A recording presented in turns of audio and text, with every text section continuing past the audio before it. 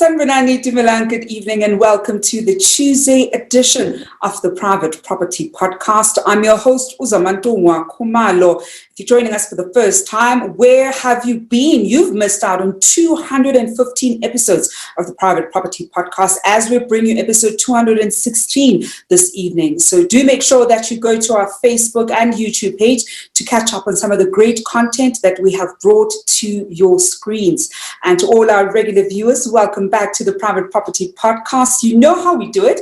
Every single weekday at 7 o'clock, we tackle a hot property topic and make sure that we, better our property knowledge in order for us to make the best informed property decisions. Now, of course, one of the great things that we love doing here on Private Property is sharing this knowledge across our social media platforms. So do make sure that you are following us on Twitter, on Facebook, on Instagram, as well as on YouTube. You can follow myself on @Zamantungwa_K on Instagram and on Twitter. Now, one of the other things that you're going to see on our Instagram, certainly on our social media pages, is that we are running a great competition.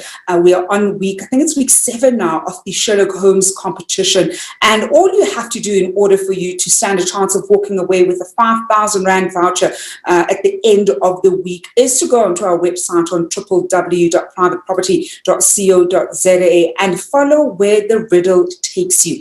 Now, this week's riddle is about Gauteng. So if you're based in Gauteng, I think you'll probably understand it a bit better. I see we're actually on week 8. And the riddle this week is, in Gauteng's lakes of silver, you can clean 6 people all at once. Your helpers are part of the family at this Lombardi's estate. I think that one is actually quite easy. I have a sense of where this riddle is taking us. But if you want to take your shot, then do go to our website and enter the Sherlock Holmes competition. Not only will you stand a chance of walking away with 5,000 Rand voucher on Friday, but every Wednesday and Thursday, we also have a 500 Rand cash spot prize giveaway. And in order for you to stand a chance of walking away with that 500 Rand cash prize, all you have to do is to be tuned in right here on the Private Property Podcast every Wednesday and Thursday and wait until the end of the show where we're going to call out one lucky winner. And in order for them to claim their prize, they need to be watching the show. Now, last week, Thursday, I know we didn't get a winner. So tomorrow, it's actually going to be 1,000 Rand that is up for grabs. So do make sure that you enter the competition and you might be walking away with that 1,000 Rand cash prize. Now, of course, one of the other great things that you can look forward to here on Private Property are the other great shows that we bring to your screens every weekday at 8 p.m. I'm talking about every Monday and Friday. Chad brings you the Home Shoppers Show. So if you're on the market for a new property, well, that is the show that you want to tune into because he gives you a snapshot of some of what you can expect in the best complexes and estates that the country has on offer. And every Tuesday and Thursday, Umbali Noko brings you the farming podcast for all your agricultural needs. So if you have any green fingers and you want to explore agriculture, then that is the show for you. And for all our first-time home buyers who want to hear how other first-time home buyers have, experienced that home buying journey, some of the lessons that they've learned, and perhaps even some of the things that they needed to overcome before making that first purchase, then do tune into the First-Time Home Buyers Show with AC Clarkson on Wednesday at 8 p.m. And if you want to be featured on the First Time Home Buyers Show, then do slide into our DMs and share with us what your first time home buying journey was like. AC and the team will be in touch with you and you could potentially be featured on the show. Well, those are some of the great shows that you can expect here on Private Property and across our social media pages. So do continue engaging with us across our social media pages. We absolutely love hearing from you. Now, this evening on the show, we're going to be having, we're going to continue a conversation that we had last week. And I did promise last week that I have to bring this guest back because we're still getting more questions from you. And there were still so many, aspects of the topic we wanted to explore, but time, of course, wasn't quite on our side. And so this evening we're looking at a landlord's guide to 2021, a landlord's 2021 guide rather to rental deposits. And we're having a continuation of that conversation that we started last week. And my guest again is Grant Ria, who's a residential sales and rental specialist at Remax Living. Grant, good evening, and thank you so much for joining us. Hello again, Zalma. Thank you for having me back. It's only a pleasure, Grant. I think one of the great things about our conversation last week is we had so many different questions from our viewers, and unfortunately we couldn't get to some of them. And I think one of the big things that we covered last week was obviously the importance of the deposits, the different ways that people sometimes have conflict when it comes to the deposits. But I think certainly for the viewers at home, some of the things that we're going to get through this evening, so they also have a good sense and can send us questions that sort of relates to that, is of course the importance of that incoming inspection. And we touched on it last week. And this is one of those things that every time we talk about rental, we emphasize the importance of it. So we're going to look at why it's so important to have that inspection.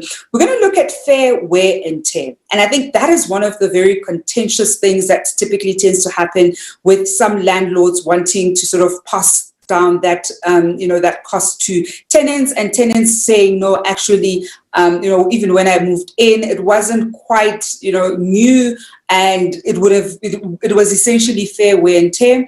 And then we're also, of course, going to look at the utilities payment, and as well as the process when your landlord doesn't refund you your deposit. We're now sort of we are approaching mid-month, and I know that there are probably people who had moved out of their apartments in February and very likely still do not have their deposits, even though we're approaching the middle of the month. So what can you do if you're a renter and your landlord does not want to give you your deposit? Well, do stay tuned to find out more. But Grant, perhaps let's start with the importance of that inspection, because we keep harping on this one. And I think I'm still hearing far too many cases of people who don't do an entry inspection. And I always want to almost scream when I hear of that. Tell us the importance of it, and after how many days perhaps of moving in should it be done, or prior to moving in, what's the time period when it should ideally be done? Well, it can't be overstated how important that incoming inspection is for both parties, and it protects both parties. As the tenant, it's going to protect your deposit and to ensure some kind of a legacy that you leave at the property. And then for the landlord, it's going to be protecting your assets and your investment. So I highly recommend using the form of video for incoming inspections. It's very, very difficult to refute a good video. And in my business, we use a phone stabilizer. You don't need to use one, but you can just walk through the property, voice overing things like small mark in the right-hand corner of the ceiling, just so that you can create a baseline record. And it's important to remember, as a tenant, the incoming inspection is not there to coerce the landlord to suddenly bring the property into a squeaky perfect condition. It's to create simply a baseline of the condition, which will then be relevant at outgoing. So if your landlord neglects, as per the Rental Housing Act, to do that joint incoming inspection, and remember the landlord can nominate an agent to do that as well. If your landlord neglects to do that, number one, as a landlord, you're putting yourself in tremendous risk, because at the end of the lease period, if you now want to make a damages claim against the tenant's deposit, you might actually not be able to do so, and a court of law actually may prohibit you from doing so. So it's really, really important. But if you're a tenant and your landlord or agent neglects to do this inspection, do it yourself. Don't just take it for granted. Take the photographs, do the video, draw up a little document to say, this is the record, and then send it on to the agent and the landlord, and, do a read receipt of the email so that they've received it. Mm-hmm.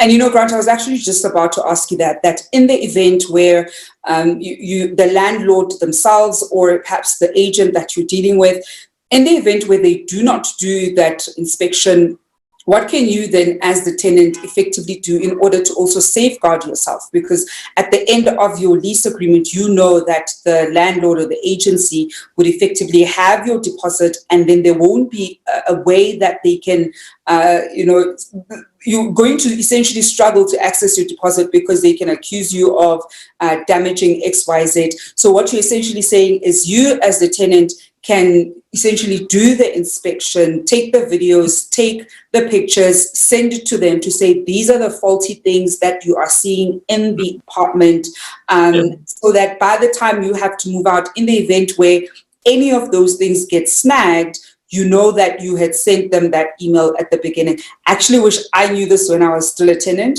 because I had this exact issue where I didn't know about entry inspections. I moved into a place, there was no inspection. When I moved out, the landlord didn't want to give me, back the deposit, citing something that was like that when I moved in. So I think that's actually quite a great tip for both tenants, but for both the landlord and the tenant, but I think specifically the tenants, because oftentimes I think they're the ones who find themselves sort of disempowered in that situation because they don't have their money.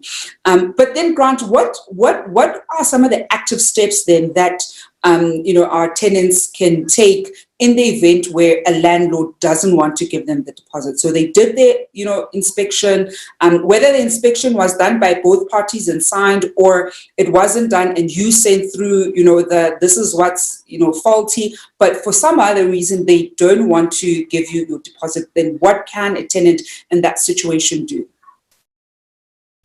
Naturally, there are going to be instances where your agent and your landlord have a differing view than you do as a tenant, and they are making deduction off your deposit, which you might feel is unreasonable. Your best course of action, if you can afford your own attorney, by all means do so. But the Rental Housing Tribunal in each of the provinces is incredibly helpful. Yes, they are under immense pressure after lockdown. You've got to understand there were conflict points and dispute points over lockdown that we can't even imagine now. Here in Cape Town, before lockdown, a case lodged at the tribunal right to the final judgment was about 12 months. Now, it's a long period of time. But if you don't have the money for your own attorney, that's the best route to go. You can find all the forms of the Rental Housing Tribunal for your province on in Cape Town, for instance. It's under Cape Town's website, capetown.gov.za.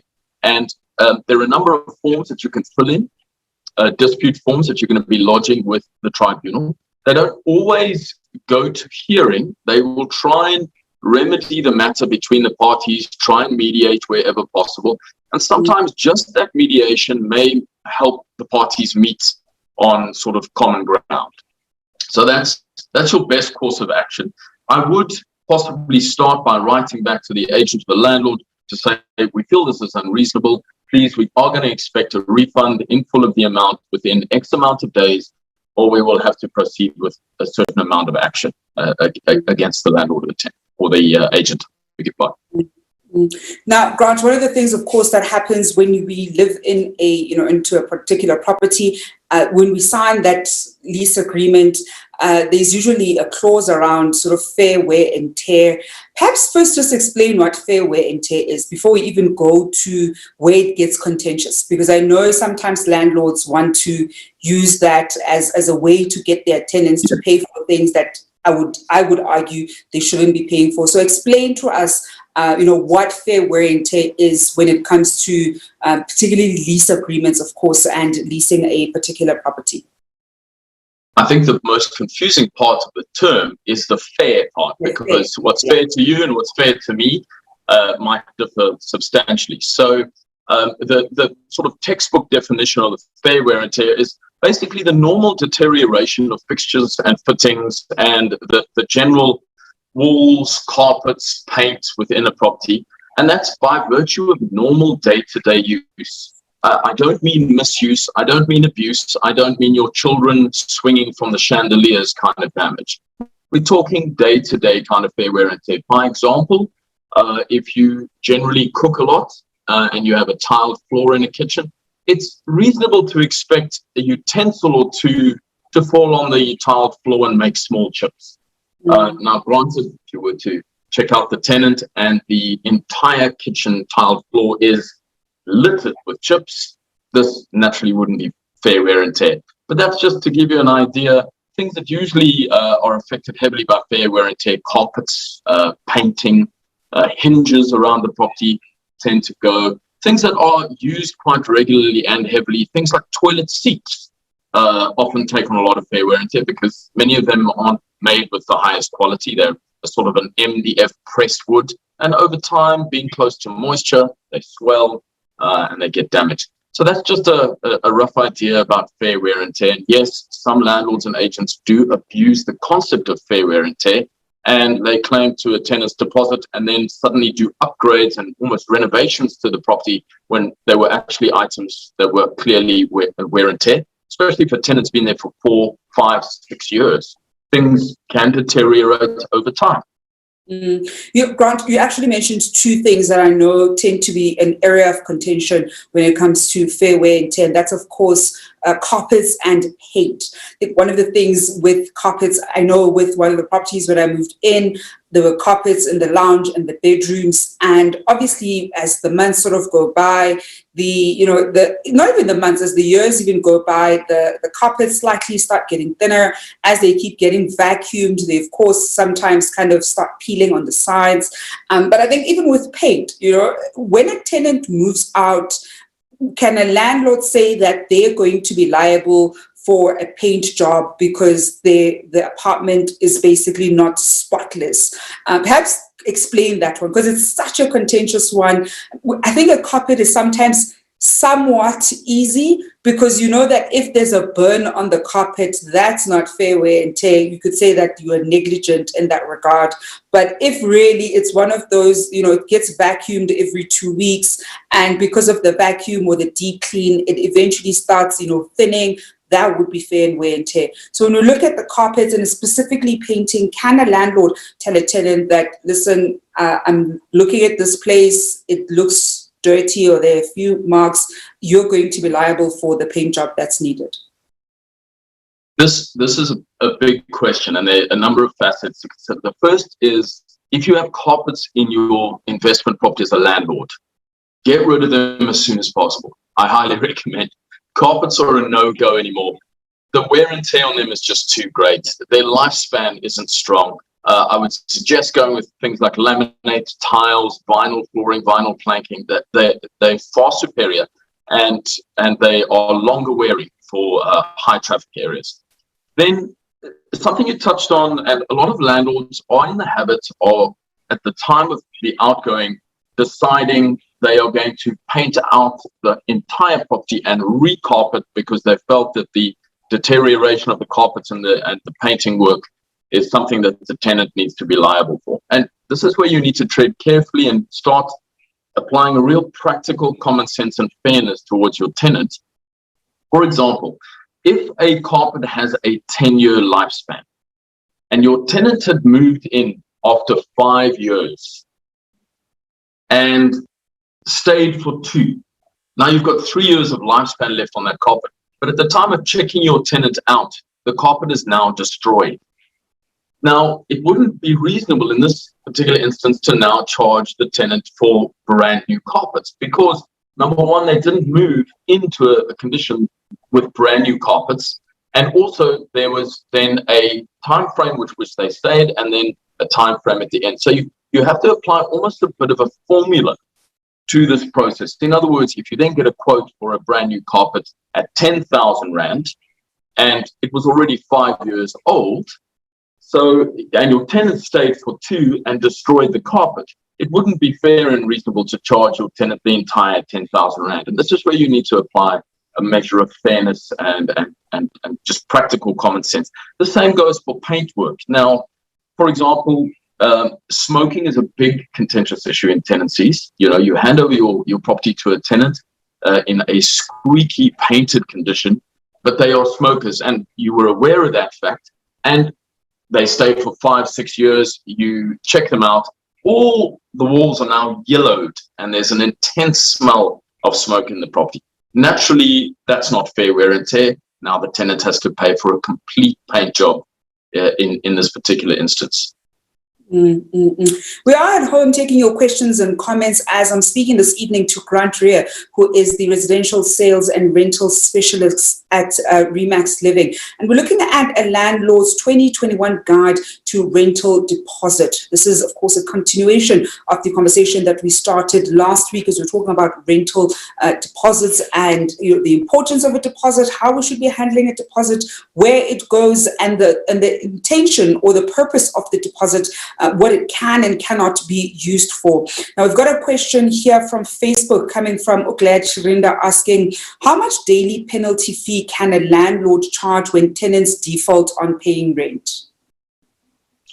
It depends. If your agency that you're working with is a registered debt collector, they could charge you higher penalties than the average agent or landlord. But the only thing permitted really in terms of penalties is an interest charge. So an interest equal to the prime rates of local banking institutions.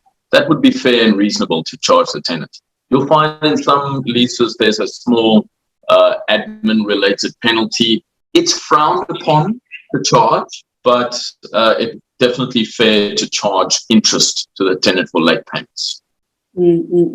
Now, Grant, I think one of the other things that typically happens, I know I haven't had to deal with this in my personal experience, and I'm very thankful of that, is of course damage by pets. How do landlords or even tenants almost handle when damage has been done by pets? I mean, even when I think of, let's say, if you've got a ground floor unit and, pets have kind of destroyed aspects of, let's say, the garden, and of course, it gets serviced regularly. So if the damage is fairly big, how would they go about, making sure that that is addressed? If inside the unit itself, a pet has, damaged something, how is the damage by pets, regulated when it comes to rental properties? So if you're going to be a landlord that allows a pet, I highly recommend that you are very precise with your incoming inspection, and particularly if there's a garden. You need to be as precise with your inspection report on the garden as you are generally on the inside of the property. It's something people neglect, and it's also something people neglect around swimming pools and making record of what swimming pool cleaning equipment there is, or the condition of the pool filter, for example. And then I would highly recommend, if you're a landlord, to take a slightly higher deposit if you are going to have pets, especially larger dogs, and also to make provision within your lease to allow for fumigation and for the tenant to prove that the property is fumigated for fleas and ticks, for example, at the end of the lease period, because those ticks and fleas are only going to manifest a few months later as the eggs hatch, for example. And if you check out a tenant at the end of winter, when a lot of these pests are dormant, suddenly summer comes and your new tenant is riddled with fleas. So these are things you need to consider very carefully when you have pets, and it's the reason why a lot of landlords opt not to have pets in their properties. And also wooden floors, strip wood floors, solid wood floors. Take extra care if you're going to allow your tenant to have larger dogs with more gougy type nails. It's very, very important that you make them aware that the floors are in pristine condition. If there's damage to them, an expert will have to come and sand and seal. This is an expensive exercise. Now, Grant, I think when we then look at the end of that rental term, or rather of the lease agreement, and the landlord will say is almost reconciling what they have to pay back to the tenant, what would an unreasonable deduction look like? Perhaps they, spot something that a tenant definitely, damaged and it was due to neglect. And let's assume, for example, a tenant does also agree with that particular deduction. What are some unreasonable deductions that I think firstly tenants need to be aware of, and landlords need to make sure they don't essentially put down as a deduction to their outgoing tenant? Remember, when the landlord makes deduction off the deposit, the landlord or the agent, they need to be able to produce receipts or invoices for the works done. Now, it could easily be ascertained from the tenant once they've asked for these receipts and invoices to see that a simple Cobra tap was then replaced with an extremely expensive tap as a replacement, because it would only be fair, and this would be an unreasonable deduction, if a landlord upgrades or remedies any defects within the property to a higher standard than it was at the income. And I think, one of the ways then, Grant, I suppose to almost get a sense of that is, again, that, the inspection in the beginning becomes important, because at the end, when those deductions, when a landlord wants to make those deductions, even you as a tenant can say, actually, this was the stage of this in the beginning. Yes. So I'm actually not the one who's sort of responsible for that damage, or this is this kind of brand. Here are certain alternatives instead of going for a high-end one. Because as you're saying, sometimes some landlords want to upgrade their respective properties, almost using the tenants' deposit money. We've got a question coming through from Facebook, and it's coming from Usemi Mahlata, who's asking, what about student accommodation? What is the advice for taking a deposit? At the moment, I take 1,500 non-refundable administration fee. I love this question because oftentimes landlords will have an admin fee, even outside of student accommodation. But for purposes of this, when it comes to student accommodation, how are we looking at, the deposit? And as Sammy points out, he charges a non-refundable admin fee. There seems to be a bit of an aversion to renting to students in general. And I think it's a little closed-minded, because if you were to conclude with the parents of the average student, you can hold the parents so much more accountable than the student themselves. So I would, wherever possible, try and conclude with the parents, because many parents are so proud that if you were to call them to say their precious child is misbehaving, they'll probably get in the car and get on over there and sort them out. So I would take higher deposits just generally on student accommodation where you have multiple rooms and multiple students, because keep in mind, your property is going to take an immense amount of wear and tear in this particular instance. So for student accommodation, take hefty deposits. Have house rules. House rules are really, really important when you have student accommodation. And perhaps, Grant, if you can share, especially because I know there are a lot of property investors who are looking at exploring, student accommodation, and to our viewers at home, we'll definitely do more topics on student accommodation to help you when it comes to your student accommodation needs. But because you've just briefly touched on it, Grant, when we look at, house rules, almost top of mind, what would be, I'll say, the three that you'd say, look, these are important, especially in the context of let's say a commune, or if it's a 2-bed apartment, you've got 2 students living in sort of each bedroom because it's large enough. Because I think sometimes some landlords, especially if you've bought an apartment as opposed to a full house that you've now converted into a commune, you don't quite think of having the house rules. You just think they're tenants, here's the lease agreement, the parents are paying. But for you, what would you almost say top of mind are the 3 important rules that would be crucial and crucial in the context of managing the financial bottom line? So remember, when you, as a landlord, if you're going to be renting a sectional title unit, there are sectional title scheme body corporate house rules. Those are really important for your tenant to sign, which you then attach to the. Grant, I'm just going to ask you, you've just accidentally muted your mic. So I'm just going to ask you, Grant, if you can just unmute your mic on your side. There we go. Can you just repeat that, Grant? Sorry about that. So it's really important in sectional title schemes for your tenant to sign the body corporate house rules. If there was to be a fine that your tenant was misbehaving within a sectional title scheme, and your tenant then did not have sight of those house rules and they weren't attached to the lease, you're going to be in a little bit of hot water as a landlord. You're probably going to have to deal with that fine, and you won't be able to then pass it on to your tenant. Now, if you're going to have other types of in-house house rules, the important ones I'd include in those are noise disturbances, just general cleanliness and respect. Those are really important, and not having extra guests over or boyfriends or girlfriends staying over. those are the important ones. And also just a general respect about the use of the items within the property. And also to have a very clear outline of what is included in the rent, things like, fiber, internet, or DSTV, the utilities, the electricity, etc. So the more precise you can be about the terms within the arrangement, the better. All the parties on the same page, written agreement. Grant, before I let you go, any final tip for our viewers at home, whether particularly, of course, landlords, when it comes to rental deposits?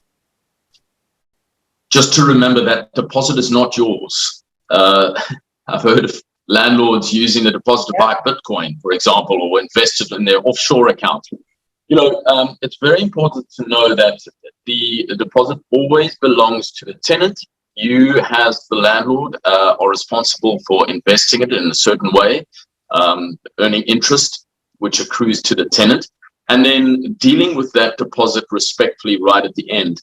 And just as a matter of interest, it's incredibly important at the end of the lease period, if you find yourself in a scenario where there are both damages and rental arrears, always first apply the deposit towards the damages. Restore the property using whatever deposit you have towards damages. Reason being, you can always sue for the outstanding rental because it is a material term of the lease. You can't easily quantify damages or to what extent you've now remedied the property. If you had to go to court with hearsay repairs, you might not be as successful as saying the rental arrears were X, was a material term within the lease, and you could easily win your case at a court. Grant, that's a great place to leave it. Thank you so much for joining us this evening. Thank you so much. And that is Grant Rea, who is a rental and sales, a residential sales and rental specialist at Remax Living. And that, ladies and gents, is the end of the Private Property Podcast with myself, Zamantungwa Khumalo. Do not leave you alone, as of course it is a Tuesday, so Mbali Nogo will be taking over at 8 p.m. with the Farming Podcast. Until then, hoping you're staying home and staying safe.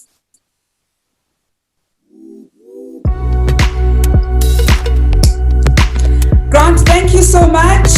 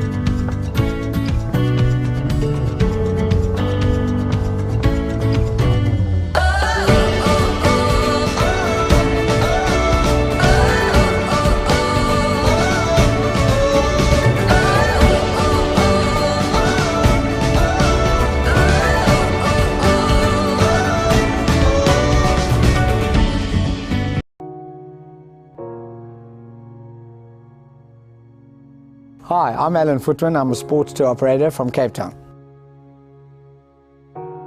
My family and I have been living in the southern suburbs for 21 years. What we love about the neighborhood is it's very family orientated.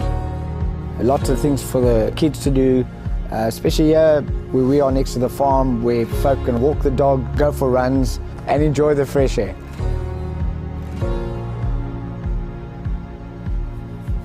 In the southern suburbs, we're lucky enough to have some of the top schools in the country, and on top of that we have the University of Cape Town, one of the most famous universities in the world. Newlands is a great suburb, all the sporting amenities, Newlands rugby ground, cricket ground, etc. Down the road at Claremont, lots of shopping centres for the kids and for the mothers to do their shopping. Fantastic pubs and restaurants around like Forries, Springbok Bar. Bishop's Court is full of beautiful upmarket homes. Kirstenbosch Gardens, National Botanical Gardens right next door. What attracted us to Constantia is the large open spaces. I've always wanted to be a farmer, and now I'm living next to Kruger Constantia Wine Estate, the oldest wine farm in the country, where you have fantastic wines, great restaurants, got the best of both worlds.